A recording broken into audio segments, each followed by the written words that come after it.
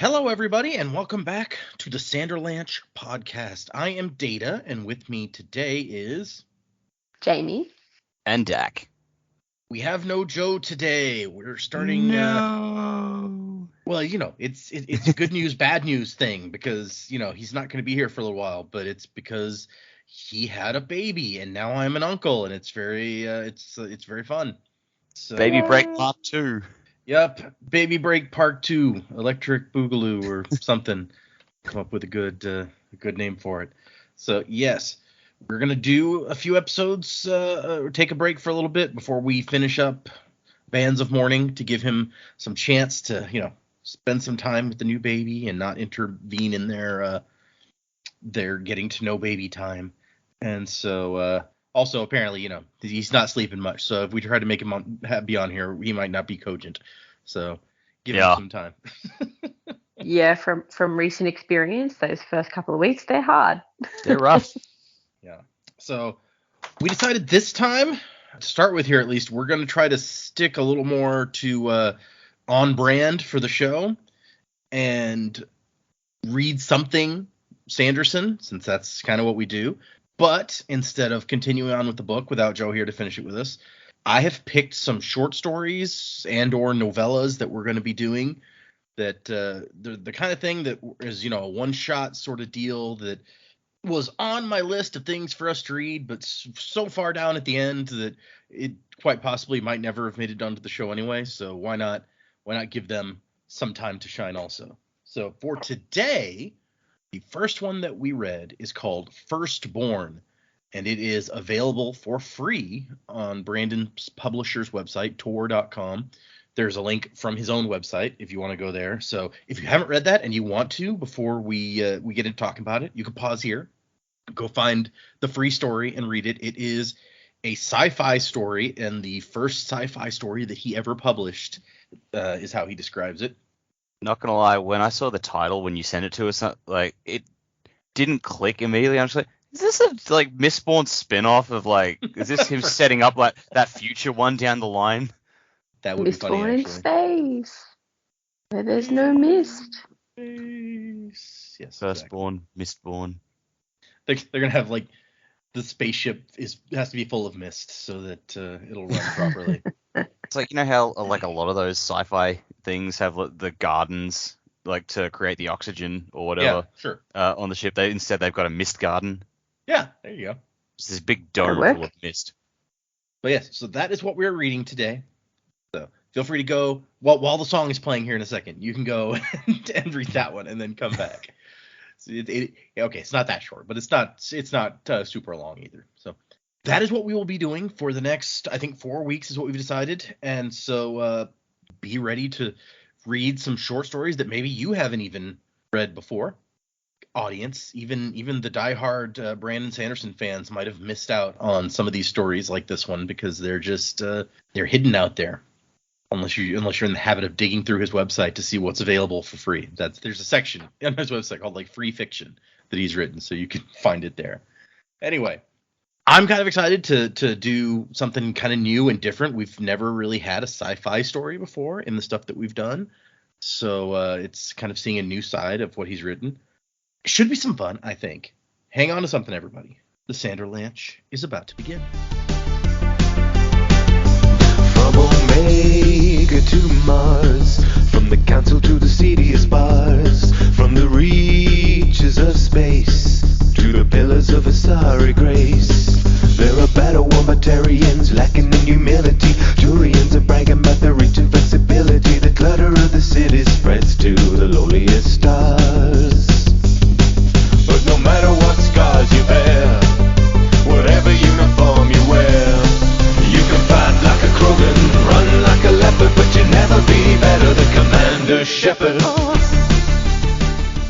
So yeah, short story. Like I said, he says this is the first sci-fi story he ever published, and then in the description on his website it says published is kind of a loose term, as it only appeared in The Leading Edge, a BYU publication with a very limited print run. So it was while he was in college, this publication only for the college that had a very small run is where the story first appeared.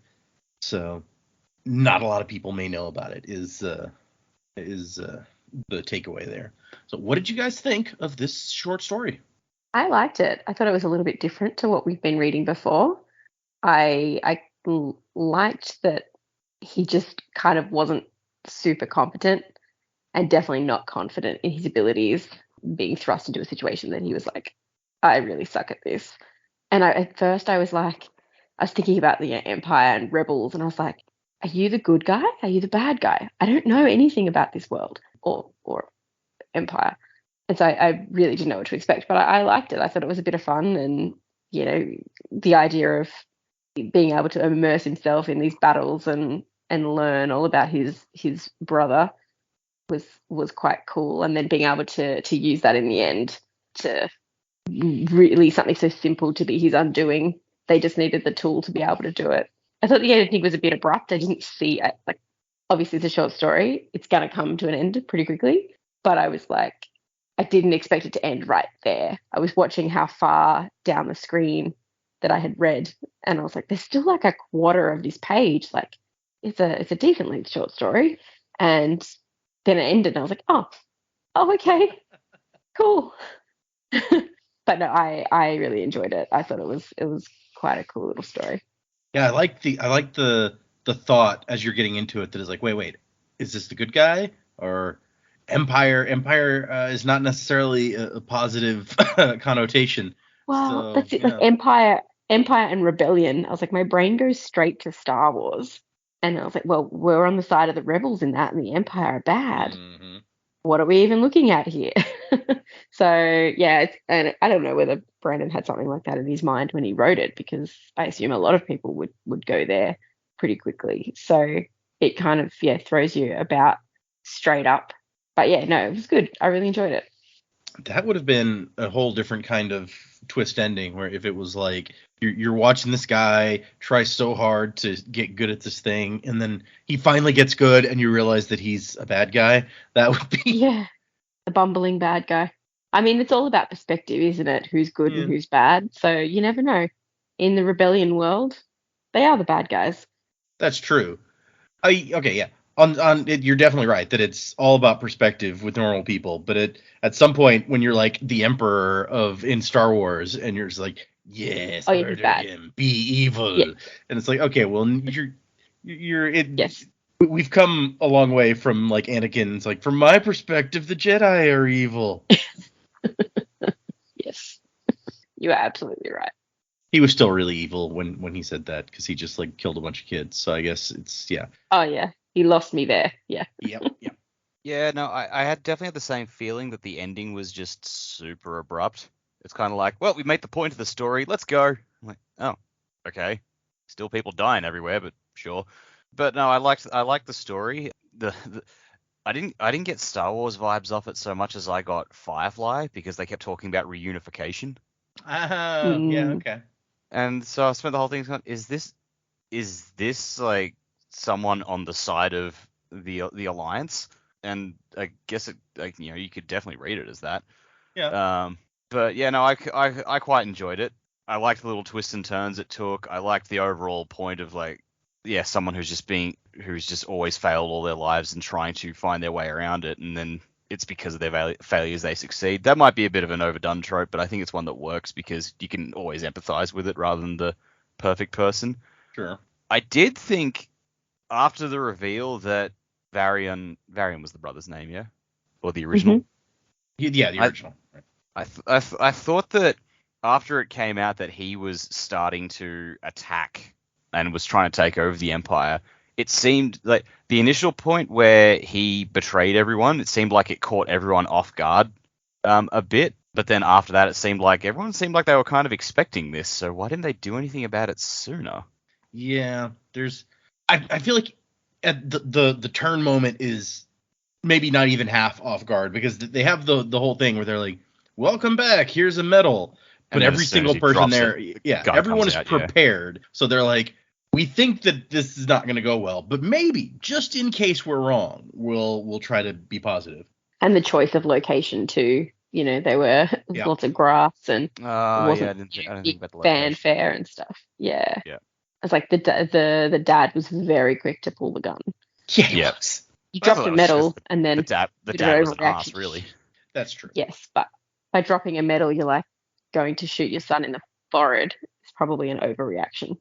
Yeah, true. But yeah, I think part of the thing is like from the beginning, the Empire was not in a position to stop this guy, and so no matter how early on they're like, oh, we want to stop him, it's like because the very first thing he does is not approved by them, and he just continues like to snowball victory after victory, and so it's like I guess we just have to be like, oh yeah, no, you're totally on our side, and hope that it works out. But yeah, I guess early on he's getting wins and he's sort of working towards like, yes, he goes about it the wrong way, but it's like, oh, okay, that worked, that's fine. Oh wait, what are you doing? Oh no, you shouldn't do that. Oh, we got to make it look like he's on our side. Quick, figure out how to stop him. And then 20 years of that's a long time. And of course, if you strike first, then it looks like you just attacked a very loyal soldier. So right, it's very, very Julius Caesar in a way, and the whole like crossing of the Rubicon when he's been out there winning victory after victory for like a decade for the Romans, and then he's like, okay, I'm gonna go take over now. Okay, well, I guess let's get into the story, as it were. I imagine this probably won't be as long an episode as most because it's not as long a thing as most of the time, and we don't have a bunch of other content that we've read to like theorize how this will tie in with it. So yeah, predictions are we'll light on this week. Skip that one. Just speculations instead. There's one short story that is a really good short story that I almost had us read, but it does tie into like another non-Cosmere series that he's done. It's like it happens like 1,000 years before that one or something. So I was like, well, I guess we should save that and read them together so you get the whole picture feeling. Yeah. Okay, so we meet Dennison, who you guys talked about getting like Star Wars or Firefly vibes off of this. I think the main vibe I get is like Ender's Game, because of the way that he's like, training on simulators and stuff. Yeah, I see that. And so yeah, we meet him. He's looking at a hologram of a battle that's happening. That he is in command of this group that is fighting some pirates, rebels in name but pirates in action. And so they're out here to reestablish His Majesty's law over these pirates. And so he's got the bigger fleet of ships, he's got the more skilled pilots, he's got the better technology, but none of the people under him are expecting him to win, and they're all looking at him like side-eyed. And it goes into some details about sending this squad there, doing this with this squad, but overall the outcome is he does not win. And he was like, I can direct the battle like some sort of god. And I like the line, except if Dennison was a god, his specialty was certainly not war. Because it's like he was educated, and that keeps him from making disastrous mistakes, but he still just can't win. It's a hard way to live, especially when they're like, nope, you can't leave. You have to do this. It's so true that, yeah, because, and I like after the battle's over, one of his guys is like, man, he really is an idiot as he's leaving. It's like, wow, okay. That's, but yeah, like afterwards, he's like, hey, I don't want to do this. Can I stop doing this? We cut directly to like after dinner. He missed dinner, but he gets back in time to talk to his dad, High Duke Senian Crestmar. Continuing Sanderson's tradition of asshole dads. Yeah, I was about to say it's not even just that he's the dad and that he's an asshole, but for some reason the name Senian Crestmar just makes me think of Strathventure, or maybe it's High Duke Senian Crestmar, where it's just like. Oh, yeah, it's like it's the nobility factor thing. Yeah, his dad is a very important guy in the Empire, and Dennison shows up. He's like, I really tried. If that makes a difference, Senian's like, oh my gosh, if you tried, you would have won. Okay, and he's just like, there's no point in arguing with my dad. He'd given up on that particular waste of sanity years ago, and so he's like, okay, finally, like his dad's glaring at him. He's like, he's finally gonna just give up on me and let me go. And his dad's like, so I've arranged a new commission for you. It's not even just like you're keeping this guy in when he doesn't want to be and he's not good at it, but him losing kills people. Yeah. Like that's kind of messed up. But yeah, you're like, that's what you do for your pride. Well, and I guess we find out later that it's not necessarily all about dad's pride. It's like, this is the one person that they hope may be able to defeat Varian when he turns bad as they're expecting. Yeah. So it's like, this is the hope of the Empire here. That's why the Emperor continues to kind of push it. I guess it's just the question of, like, they've invested so much time and effort into it. It's like, I'm really shocked none of them have thrown up their hands and just gone, we need to try something else because this ain't working. Yeah, right? I guess maybe it's too late to clone a new one or something.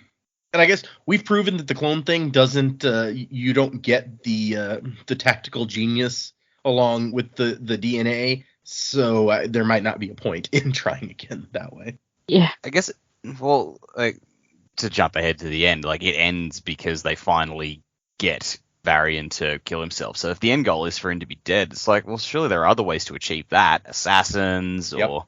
You would think, right? Yeah. I mean, they've gotten bugs. They apparently planted like 20 bugs on his ship. So you would think that maybe we can just blow it up. We'll sneak a bomb on there or something. Just leave a dude in the vents. I guess, though, it's like he's so over everything that's happening on board his ship, like the whole thing about the bug being planted, and he's like, I'm happy to leave that one there because then you know that I know that you're watching me, and I can toy with you a little bit, like sneaking an assassin onto the ship or something like that. He's going to know that's happening because he's done it to the other ships. So he's not going to let anyone get close to him. He's, I guess, somewhat reclusive for a reason. Yeah. And they probably tried that really early on, and he thought it was funny. Yeah, I would think that they must have tried to send like assassins at some point. Like, right? I can't imagine that wasn't a thing they attempted. You don't sit there and go, this guy's a bit of a thorn in our side. Maybe we should clone him to defeat himself. Because that's a plan that takes a long time. I don't remember if he says how old Dennison is, but it's like that takes a long time for that plan to come to fruition. Yeah. Oh, we're really suspicious of this guy. How's our backup plan learning? He's only just learned to walk. Right, we could be in for a long haul here. Yeah. Every year that goes by of changing the clone's nappies, and it's like, well, the guy we cloned him from has just won another victory, so I feel like one's progressing faster than the other. Yeah, but ostensibly all the victories he's winning are good for the Empire. He's bringing them into the fold, so it's like, yay?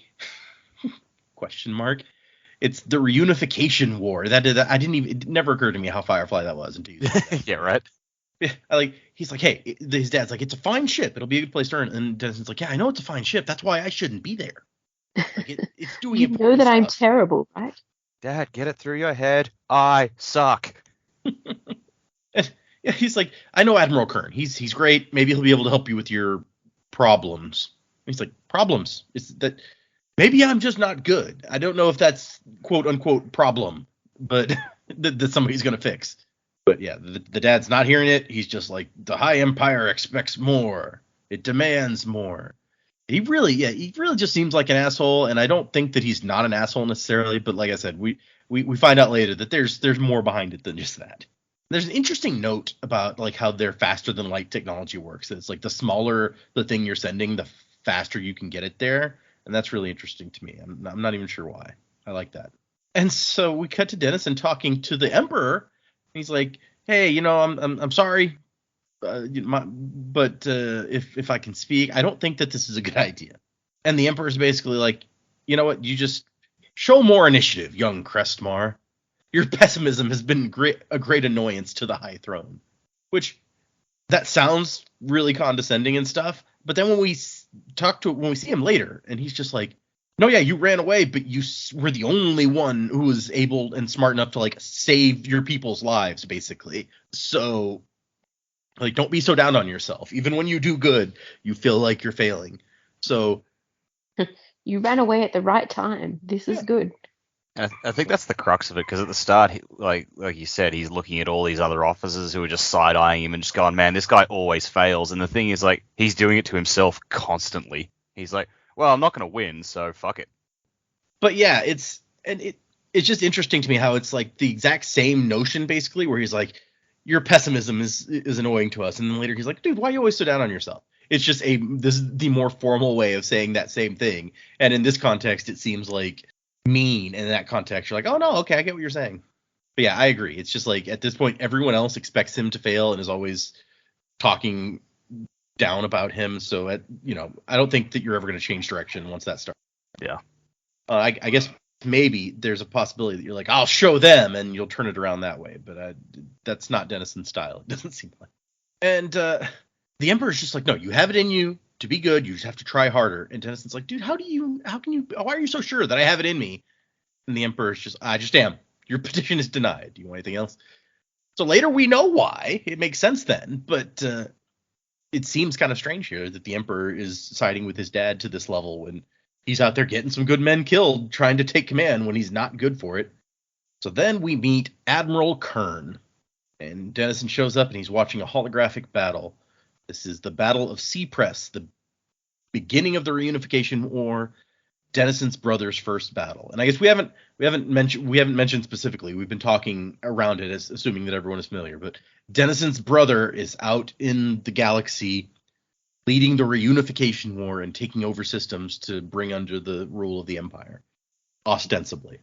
Doesn't sound evil so far. Yeah, unless you're the rebels, I guess. If you're the Correct. brown coats, it seems pretty evil. Perspective. And I do like the exchange. She's like, I hear you have something of a smart mouth, and the guy is basically like, yeah, well, that's the only thing about me that's smart. I'm sorry. And Denison comes right out and he's like, dude, I'm Admiral. I just have to warn you, it's really not a good idea for me to be here. I doubt I will fulfill your expectations for a squadron leader. And Kern's like, oh no, I'm not giving you any ships to be in charge of. No, I've seen your records. The question is whether you're a worse strategist or tactician. And I don't know that I knew that there was a difference necessarily, but I can, once you start thinking about it, I'm like, okay, now I guess I get the difference.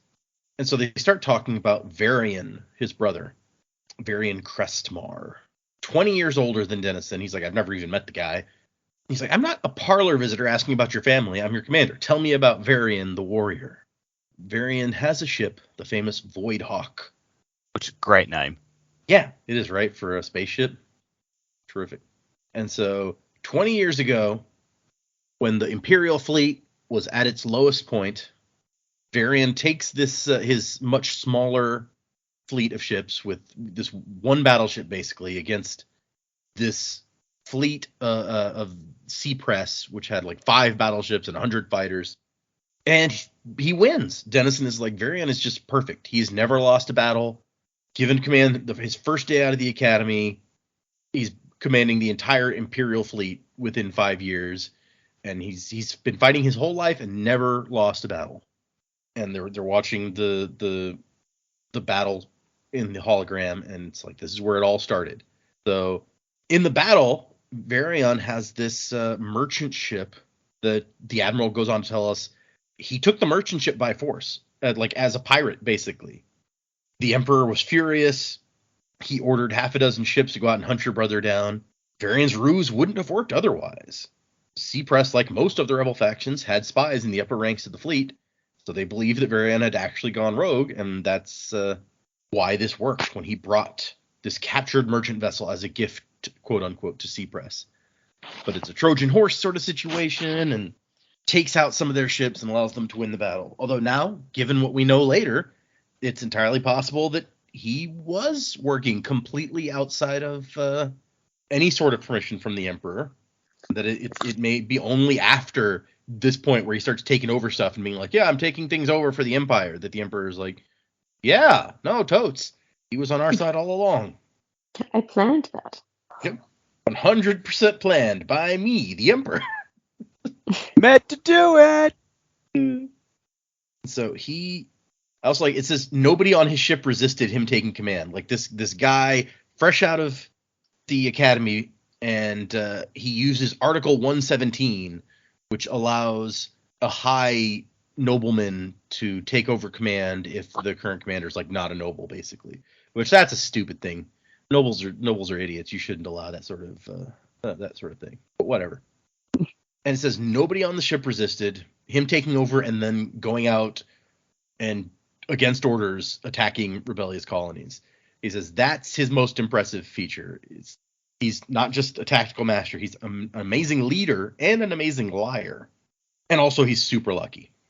Yeah, that never hurts when you're fighting. Maybe that's Denison's thing. He didn't get any of the luck in his DNA. And so he has Dennison take over and command the Battle of Seapress on the hologram. But he can't win it. Apparently, you can't just copy exactly what actually happened because it puts in a little bit of randomness. That doesn't seem like it makes it an accurate recreation of the event then. No. That's true, but I guess for training purposes, it makes more sense. I guess if you know how to beat the simulation, then you can always beat the simulation. You don't actually have to train anything. I don't know. The amount of times I'm playing a video game, it's like I know the strategy to killing the boss doesn't mean I actually have the reflexes or the That's true. or fair. the cognitive ability to pull it off. I've got my ass beat by many bosses in video games because I knew exactly what I need to do and just couldn't do it anyway. Mm. I like the note that he's like, so yeah, Varian and I look a lot alike. Although he started going gray on his 22nd birthday, so by 25 people were already calling him Silvermane. So there's the first little hint. Although it's not that. I mean, brothers can look alike, so it's not like that's a big hint. Is oh my gosh, they're clones because they look kind of alike. But yes, Dennison fails. It's like he tried. He really tried, but it just didn't work out for him. He lost horribly. And at the end, Kern's like, I've seen worse. And Dennison's, you saw the recordings of my Academy fights then? And so Kern's like, okay, so what's going to happen is I'm not throwing away any men on you, so I have found someone to train you. Your brother. You're going to be in this room, and you're going to go through every single one of his battles, and you're going to read everything about him. You're going to become the Empire's foremost expert on Varian Crestmar, which that's an interesting approach. It works out for reasons other than what Kern is probably hoping, because I imagine that it's like, okay, maybe if he figures out how Varian does what he does, then he'll be able to do it also, basically. Like, yeah. If we just jog him enough and throw stuff at him that we know is in his DNA, then it'll pop out somehow. It doesn't, but making him the foremost expert on Varian Crestmire pays off. I like Dennison's like, I'm not my brother, and I'm never gonna be my brother. And Kern's like, well, I mean, that no reason you can't learn from him though. Kind of just like, look, man, we're out of ideas. Just fucking do it. Yeah. And this is where Dennison's like, he destroyed my life. From the day I entered the academy, I was always gonna be, have to try to measure up to him. I was gonna fail. Which this bit got me. Speaking as a younger brother whose older brothers were much better at sports and physical activities than him, so everyone always expected the same of me. Oh. I was the older brother, but I wasn't very sporty. I played tennis, so I don't think that my younger brother was having to live up to me in that. Yeah. Conveniently, he's not here to. Yeah. No, he was the popular one, which is actually annoying when I'm 4 years older and they're like, "Oh, you're Joe's brother, right?" Yeah, it's supposed to go the other way. Yeah, I mean, I guess he didn't. We had the same school from elementary through high school, so it was people knew me even though he wasn't in high school yet when I was in high school. But people were like, "Oh yeah, you're." And then he went to high school and was student body president and all that stuff. So he was the popular kid. I was never that kid. But by that time I was off to college, so who cares? Okay, so back to I think each battle was a blow to his self-esteem. Even after studying the tactics, watching the battles over and over, he just couldn't win. As he spends a long time in this room studying Varian, and we kind of breeze over a lot of it. Just with him, we're getting looks inside his head as he's trying all this stuff and thinking about how his brother is thinking. It says that we basically cut to a year later, essentially. And he's been studying his brother for a year and not able to leave this room most of the time. I feel like the sort of the trope here is that you cut to a year later and you expect it all to be working. And so to get to a year later, it's like, actually, no, I'm still shit at this. Yup. I get it. I understand it. I just can't execute it. And he does understand. He doesn't understand at all, but we get through him some interesting insights into his brother. Where he's like, no, I see how he crushed this. I don't understand why he went and conquered Gemwater, a little insignificant planet over there, and put himself in between these other forces. But I'm understanding the progress of the Unification War, how he was doing some of this stuff. Varian's true genius was his ability to connect battlefields and lead his fleets from one victory to the next, always gaining momentum, expanding his war to a second and third, then 10th and 20th front, not just destroying or subduing, but converting. So before he started conquering, the Empire had barely enough ships to defend its borders. By the time this battle that he's watching now happened, the fleet has more ex-rebel ships than official ones. So yeah, damn, that's impressive. So he's fighting this battle in the simulator, and he loses again. Or actually, he's watching a recording of his fourth attempt, it says, as that attempt fails. He had to try 7 times to win. Brutal. Yeah. And like, he comes out of the hologram room, and everyone's running around. He's like, "Oh, are we in a battle?" And the guy's like, "Yeah." He's like, "Okay, off with you then." Where you been, man? And so he's like, "Hey," he goes and finds Kern and watches the battle, which is, he's like, "This isn't really much of a battle. Kern has like 3 times more ships than the other people. Like, it's not going to be a challenge." And Kern's actually good at command, so, like, "Where are we?" And Kern's like, the aide says, "The Gamut system, my lord." And he's like, "Whoa, really? We've already gotten that far? Okay." And so he takes a look at the map, and he's like, "Oh, Variant's almost done conquering all of the rebellious systems. Like, in the year I've been studying him, he's been finishing shit. Soon there would be peace, and with that peace, commanders wouldn't be as important." Wishful thinking. And so we cut to, like, he's eating with Kern, and Kern's like, "What? Of course commanders are going to be needed. What are you talking about? There'll still be insurrections for some time yet, Dennison. All men age, and new blood needs to replace them." And Dennison still thinks it's just his dad. He's like, "Look, I don't need to be here. The Empire doesn't need me here. It never has. It's just my father's stubbornness." And Kern's like, "Yeah, whatever. I got my orders, dude." And Kern's like, "It's kind of interesting. You actually seem to be enjoying yourself these days. I could tell, like, when you first came aboard, you hated your brother." And Dennison's like, "Yeah, I mean, I guess I did. At the academy, I never had a chance to succeed. People were challenging me to battles before I was ready, because everyone wanted the prestige of defeating Varian's brother. So I became a loser before I could ever learn otherwise." Yeah, ouch. Okay. Rough. Like, you should be able to turn down Really those challenges. sad way to live. Yeah. He's like, could anyone really hate Varian? I mean, how can you hate someone so perfect? And Kern's like, "Well, I mean, you're gonna get a chance to meet him at any rate. After he's done, in 2 months, the Imperial emissary on Cress is going to meet Varian and have a ceremony welcoming him back to a civilization. You can attend if you want." Which I wonder if Kern knows what's going to happen there, because that's a weird thing to be like, "Yeah, you can go if you want. It'll be a great party."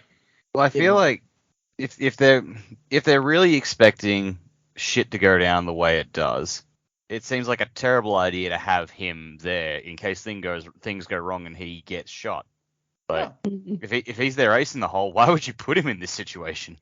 That was So my I feel like exact thought, yeah. they did not probably let Kern in on this. But maybe it is sort of that, like, tit for tat, "Oh, I know that you're spying on me. Here you go. Now you know we've cloned you. Get afraid. You don't know that he's shit, but you know that we've I guess that's fair. we've Yeah. cloned you, and we have a weapon in our arsenal." Yeah, but it's like that meeting could have gone very differently, because once they start shooting, Varian and his, like, crew just kind of stand there, and then they leave after he kills his dad. Like, they could easily have been like, "Okay, we're going to shoot all of you and kill everybody here." And apparently there would have been no stopping them, because nothing they had was getting through those shields. Yeah. Of course, also no one else knew about the shields. So yeah, we cut to Dennison on the planet Cress, which is apparently very sparsely inhabited. The weather unregulated, so they have a little weather sphere to help keep the immediate area pleasant. That's pretty cool. Yeah, right? I want that. And Dennison's like, why would we be greeting the returning hero here? Like, this is such an odd choice. Just like a pavilion set up in the middle of nowhere on this random, like, planet. But his dad's there. He's like, "Oh, I didn't think my dad would be here. All right, that's interesting. Not that I really want to talk to him, but whatever." And his dad, he steps up next to his dad. His dad barely nods in acknowledgement, which I guess he's got some important stuff on his mind. And here comes a drop ship, just like zooming down real hard and then stopping at the last second. And we get our first actual sight of Varian Crestmar with his silver hair and commanding eyes descending the ramp. He's in the middle of his 5th decade now, wearing an Imperial uniform, but not the standard color. And we find out some details about the uniforms: white for nobility, blue for citizen officers, red for soldiers. But gray? There's no gray. I guess Varian has created his own uniform. He's just that important. Your neutralness. Yeah. It's a beige alert. And we find out that Varian has a girlfriend, Charissa of Utares, one of his squadron leaders, and one of the first rebel commanders who joined Varian. The histories and biographies speak about her often, but did not mention that the way Varian rested his hand on her elbow as they walked, and how he watched her with obvious fondness. So I guess it wasn't publicly known in these biographies that they were a thing. He's got a couple of his old buddies from the academy with him, now admirals themselves. And he just walks up, doesn't enter the pavilion. He's just kind of standing there looking at everybody.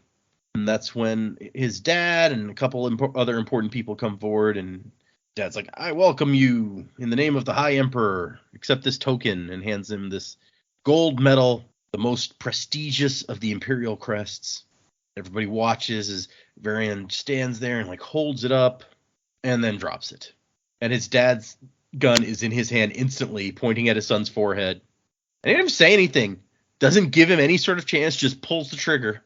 And the energy dissipates millimeters in front of Varian's face. He is unhurt. And then everybody, except for Dennison, apparently everybody here knew, nobody mentioned anything to Dennison, that, a giant firefight might break out. Everybody draws and just starts shooting. And this is where Dennison gets it. He's like, oh, the greatest High Admiral ever known, maybe the greatest commander mankind has ever seen. Of course he's not going to stop conquering with the outer sectors.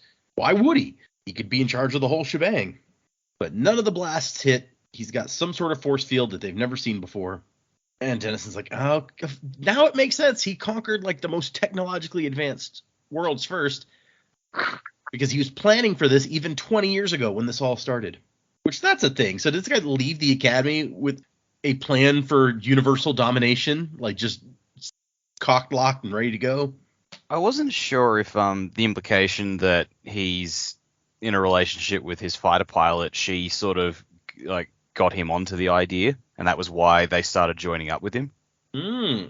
Maybe. Yeah, it could be. Like we talked about at his very first thing that he did was like go against orders basically and start conquering things. So I was just like, is that always the plan? Like, how confident would you have to be fresh out of the academy and be like, okay, so I'm gonna take over a ship, then I'm just gonna start taking over planets and I'm gonna take them all over. Yeah. So yeah, your idea is interesting, that it might be something that somebody brought to him later, whether it was her or somebody else. But yeah. I guess we don't see enough into his head. I think he only has like one line of dialogue in the entire story, doesn't he? I think you're right. Yeah, I hadn't thought about that, but yeah. And so I guess everyone has given up. The shields are not failing, and somebody's like yelling at Senian, like get out of here. But Varian pulls his own sidearm out and puts it to his dad's head, and his dad's like, "You're no son of mine. I disavow you. I should have done it 20 years ago." And yeah, without a word, he blows his dad's head off, basically. And then he waves his people back to the ship, but notices Dennison and just walks forward. People still shooting at him and all this other stuff, but he doesn't care. He's invincible. Yep. And here's his line. He's like, so they did clone me. The High Emperor will find I am even capable of defeating myself. That's when we find out that he's a clone, which now everything makes more sense. And so I guess Kern, like, we cut to Kern, who's like, we knew we had something, but his shield, how? We put spies on each world. So Kern knew that they were suspicious of this guy, at least. And Dennison has already figured it out. He's like, no, he took the scientists with him from all the way back at Gemwater, so that he could, he doesn't trust anything he can't watch directly. So they've been on his ship for more than 15 years working on secret technology for him. And Dennison says he knew from the first battle at Seapress, he understood that by quelling the Reaches, he would make the High Empire stronger and harder to defeat when the time came. So he took Gemwater early. Meanwhile, Dennison's dad has just died, and he's just like, man, I didn't like him, but geez, now I'll never get the chance to make him proud of me. That's sad. He's kind of doubting the whole clone thing, even though he's like, no, Varian's never wrong. He's like, there's only two people that can confirm this. The first is dead, and the Emperor is the other one. He has to approve all cloning requests Really, it's just a thing that happens sometimes. I feel like you wouldn't want people to just go around cloning people willy-nilly. Like, Yeah, agreed. It is weird that it's like an emperor level thing though. Like, I guess it must be super rare. And so he's like, now I get it. Now I get why they've been pushing me so hard all this time, right? I am Varian, except I'm not Varian. I don't have his ability to win, that confidence that he has. I was never allowed to develop confidence. I was getting beaten from day one. And like he tells Kern, he's like, I mean, we're screwed. This is Varian. He doesn't lose. Like, we're gonna lose. And Kern's like, no, we're high officers. You can't talk like that. He can be beaten. And Dennison's like, no, he can't. Like, haven't you been paying attention? And really, why should we bother? If he had the right to bring the rebellious other sectors into line, then why can't, like, why are we different? Which, that's an interesting point where it's like going back to Firefly, where it's like, if somebody is unifying all of the outer systems, then why aren't they allowed to take charge of the inner systems also? If it had been, you know, a single general doing this. Yeah. And Kern's like, well, I mean, at first it was only the planets that were raiding us that were conquered, when he was still nominally under control. This complete conquest was done against the High Emperor's wishes, but by the time we realized our mistake, he was too powerful. So we had to gather strength, wait, and hope that he'd be satisfied taking the reaches. And Denison's like, dude, seriously, if that's what you hoped, you didn't know him. And Kern says, at least the High Empire believes in honor. Like, look at that face. They're watching the recording of this guy killing his own dad. Like, do you really think that we'll be better off under that guy? And then we find out that they have a bug in his study aboard the Voidhawk. Never mind how. This is the only one that didn't fuzz within an hour of the incident on Cress. I doubt that his scanners found the other 20, but missed this one. So he knows about it. He left it here on purpose just to mess with us. And now we're going to put Dennison in charge of some people. He's like, wait, I thought we had an understanding. Like, I should not be in charge of people. And the guy's like, no, I mean, we need more officers, so let's go. Dennison's just like, this is a bad idea. And then we cut to the Emperor being like, yes, it's true, you're a clone. And he's like, it's illegal to clone a member of a high family. And the Emperor says, I am the law. Nothing I do is illegal. Dangerous. Right? And we find out that clones can't inherit. They don't have a legal house or family, but an exception was made after they created Dennison for this specific situation. He's like, your dad insisted. That was the only way he would agree. And I like Dennison brings up a good point. He's like, what if I had turned out to be a traitor too? Like, you wanted me to be just like him. What if I had been just like him? And the Emperor's like, well, then you guys would have gone to war against each other. And we hoped that you would weaken each other enough for us to win, beat whoever won. So there's a bold plan. And so we cut to Dennison going in to command a battle, or some people in a battle, not the commander of the whole battle, and he gets like this weird feeling when he's going in. He's like, what's strange here? And then he realizes, oh yeah, these are guys who don't know that I suck, and they trust Kern, and Kern's put me in charge. So there's not like this air of, oh, here it goes again, we're all gonna lose. He's like, this is actually kind of nice. And so we're fighting a battle against Varian's forces, but it's not like a big one. They're like, yeah, he's probably not even actually, paying attention to this one. But Dennison notices something. He's like, something's not right here. And he's talking to Kern, and Kern's like, I'm busy, dude. And he's like, okay, look, but you had me studying to be the expert on Varian Crestmar. Do you not think that maybe you should listen to my advice when we're fighting Varian Crestmar? And so he's like, the whole setup here is wonky. He's up to something here. And here's where we find out that they found a way to intercept Varian's communications to his fleet using that bug that he left. He's like, yeah, Varian's not the only one who's been working on new technology the last 20 years. He doesn't have this. Might even be able to change the orders he's sending, but that won't be super useful. I mean, you could trick somebody for a minute, but it would become clear pretty quickly that the orders aren't from him, or that the orders don't make sense. And Dennison eventually concludes that Darian is coming for him. He's like, he's defeated every commander he's ever gone up against. He wants a chance for an ultimate battle to fight himself. And Kern's like, how would he even know where you are? Like, he can't intercept communications like we can. And Dennison's like, well, I mean, there's other ways. And he tells the Admiral we need to retreat. And the Admiral's like, what? No, don't be stupid. And then there's an explosion in his ear. And he's like, Kern? And he's gone.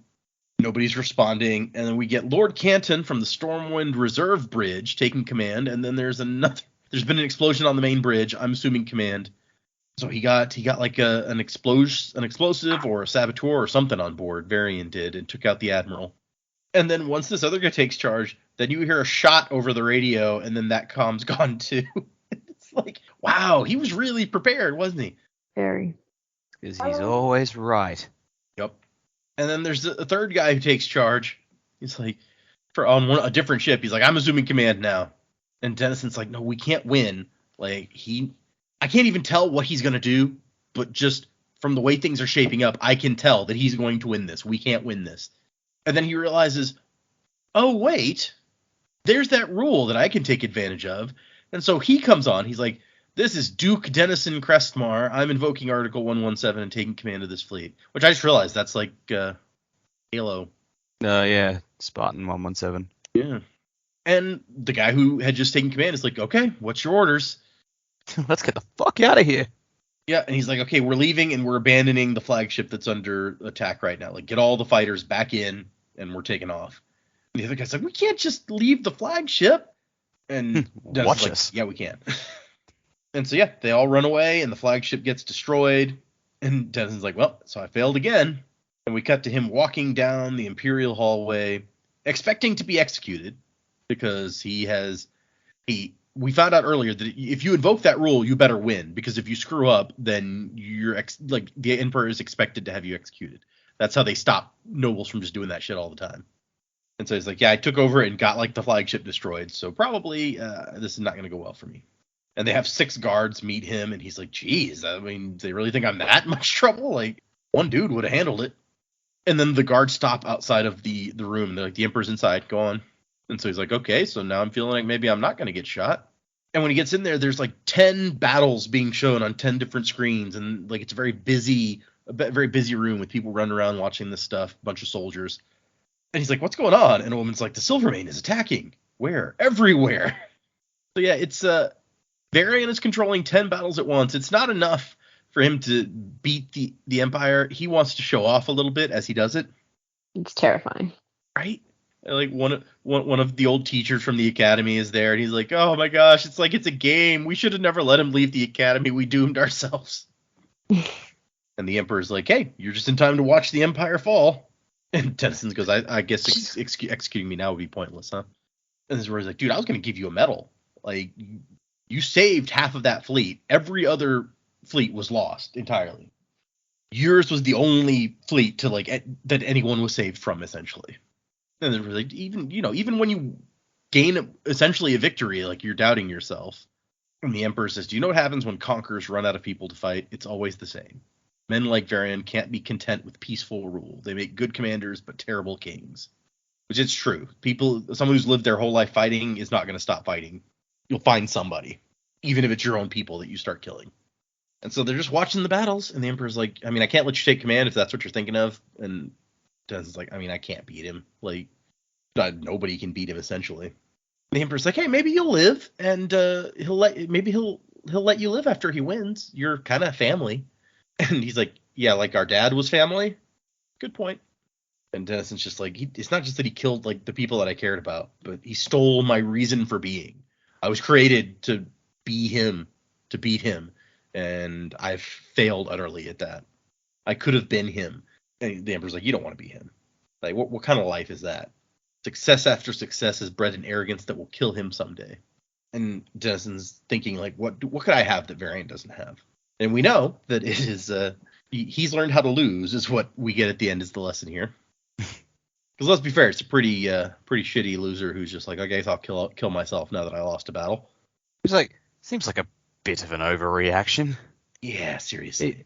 Yeah, okay, sure. He spent 30 odd years like never losing a battle. I get how that makes you think you're indestructible, and you definitely freak out like when you think you're not. But half an hour in and you're possibly losing. You haven't even lost, but you're possibly losing, and that's enough for you to like shoot yourself in the head. Man, way to have a toddler tantrum.